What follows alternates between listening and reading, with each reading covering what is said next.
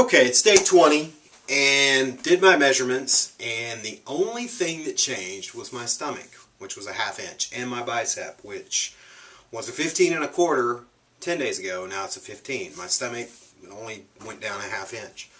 Everything else has stayed the same. So I'm feeling like I'm stuck and I have a little bit of a block. I'd been mixing some raw foods when we went camping. I did the whole banana, probably ate too many nuts, and orange thing.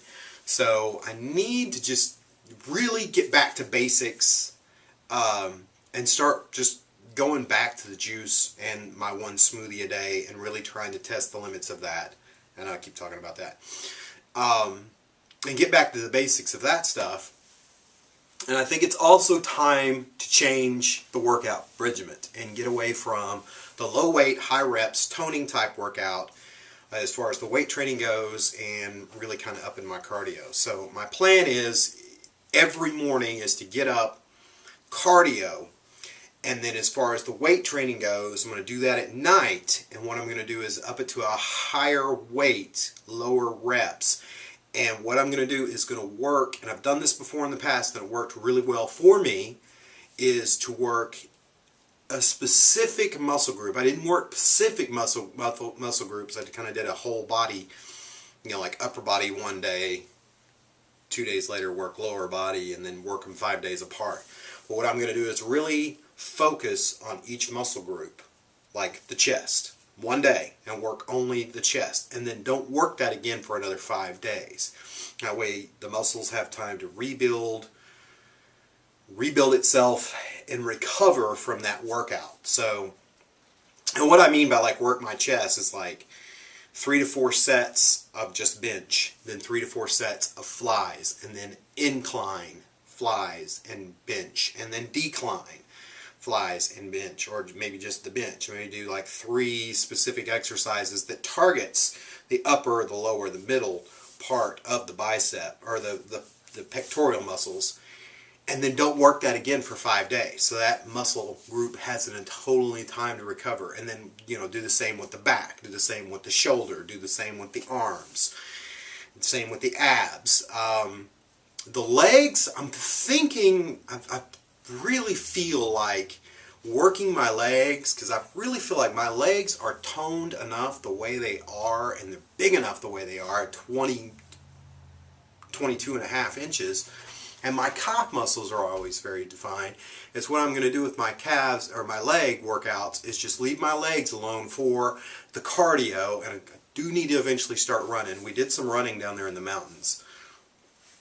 We were heading down the trails, so it would have been cool to record some of this, but we're heading down the trails, and I'd hit a little spot where we're going downhill, and I would just take off running and sprint for about a minute or two, and then I'd stop and we'd walk, and then I'd sprint, and that's probably why we were so sore, because we did that like 8 or 9 times, 7 or 8 times. But it seems like on my cardio, and I don't know if anybody else that's juicing or switched to raw foods has noticed this, but it seems like once I pass that first 5 or 10 minute marks of doing any type of cardio, and I haven't tried this on running yet,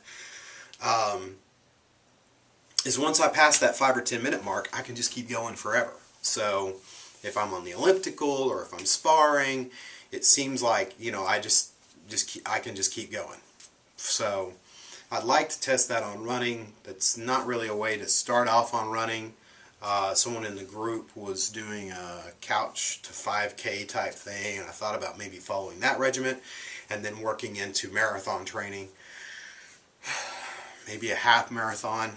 Again, I've said before, I don't want to get that lean runner's body. But, and also another way of working my legs is maybe like 1 day a week is getting out there with Jeremy and really stretching out the entire leg muscles, the karate routine type stretching, and doing some hardcore kicking routines where you're doing like 200 or 300 kicks. But the problem is when you do something like that, you are so sore the next day you barely can walk. So, but maybe I can start slowly and not overdo it, because I do seem to go extreme and go overboard on stuff. But, you know, there's other things that are blocking me in my life also, you know, that's dragging me down. Kind of like the stress and the situation that's going on with my parents and having to help them and, you know, running here and running there.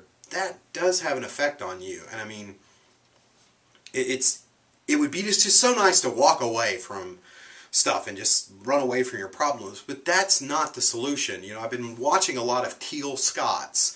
If you haven't checked her out, go check her out. Some of her videos, and she's, you know, it's talking about your vibration and staying positive and things, and it's so easy to walk away from situations and just not deal with it anymore. But that's not the true purpose. That's not the way you deal with it. If you stay in that situation and learn to draw the positives and be in that situation and still keep your vibration on a good, strong, positive front, that's when you truly master your life in any situation, you know. So other people, other things do have such a huge effect on us too. And there's been some things going on at Juice Club that's been draining down my vibration, and I'm not sure about what to do with that, because, you know, Juice Club was a fun thing to do and go and help support people, but it feels like it's pulling me right now, and it's like I hate to step away from it, but it almost feels like I need to do that. So I've really got to almost be selfish. Someone was saying, well, I think you need to be selfish and just really truly focus on yourself. And then there's some days that I feel like, man, I just feel like walking away from YouTube for a little while too, and just saying, you know what, I'll be back, and just go away for a while and then come back when I'm done. But that's not what I want to do, because my whole thing about this whole thing, even from the beginning of day one, was to document and show that this can be done. And I feel like if I walk away, if I walked away for like a week and still recorded those videos for a week and just, you know, took a break from the computer, because I don't think you guys really don't understand how it impacts, even like negative comments and thumbs ups and thumbs downs. It's a way that it just affects you. It really does, you know. It's almost like you just want to disable those features, you know. It's like, my journey, I'm doing this, really don't care what people think, but it is nice to know that people have your back and support you on stuff. But then again, who wants to hear from those trolls, you know? But, you know, one thing I've noticed about these negative people that try to drag you down and try to make these comments and thumbs downs and stuff, it's like they're just jealous. They're just jealous because they're not changing their lives, and they hate to see other people be successful and change their lives. So I've noticed that with people that I deal with on a personal, in-person type basis. You know, it's like you find that they don't want to be around you as much, and when they are, they're really negative because they're not changing their lives, and they're almost pissed at you because you've changed yours. I've had that kind of situation happen with my sister. It's just like, I'm kind of dreading the whole holiday situation, because it's like when she gets negative, I just want to walk away from her and say, you know, you're harshing my vegan buzz. I got to step away, you know. But anyways, my journey, I got to figure it out. So, but anyways, that's the plan for the next 40 days. I'm going to change up this routine, really work on the spiritual side of things, do more meditations, do those guided meditations that I downloaded. The chakra thing was really cool that I did in the mountains, even though I think that might have been also one of the reasons why my legs have been so sore, is I sat in lotus for almost 40 straight minutes. When I got up, I could barely walk. I was cramped up. That may be why my hips hurt so bad when I was sleeping in that night. It just dawned on me. So, but no, it's been pretty interesting, and this no shave November is driving me nuts. I cannot stand this, but I've never gone a full month and not shave. The Men's Health no shave November type thing. I'm trying to do that, but I don't know if I'm going to be able to make it to the end, because it's just so freaking itchy. It doesn't matter how much coconut oil I put on it. It drives me nuts. And let's face it, guys, it's kind of silly looking, right?